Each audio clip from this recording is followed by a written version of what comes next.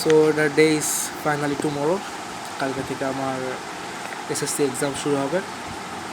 আর কালকে হচ্ছে first paper পরীক্ষা বাংলা 2.5 বছর ধরে আমি এখনও সবগুলো গল্প এখন রিডিংও দেই না। কিছু কিছু গল্প আছে আমি এখন রিডিং পড়ি না, গাইড পড়ে পড়ে এক্সাম দিছি। এখন বসে বসে রিডিং শেষ করতেছি। এখন এত টপিক, এত ইনফরমেশন প্রতিটা গল্পে। আমি ভাবতেছিলাম যে এসএসসি এক্সামের একটা ব্লগ টাইপ শ্যুট করব। যদি রেজাল্ট ভালো হয় তাহলে ভিডিওটা আসবে, না হলে আসবে না।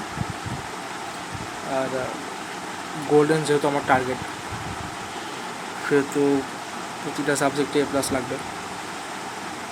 আর রেজাল্ট যদি খারাপ হয় তাহলে তো লাইফের 50% শেষ বলা যায়। আই হোপ এমনটা হবে না। তো কালকে 10টার দিকে পরীক্ষা, সকাল,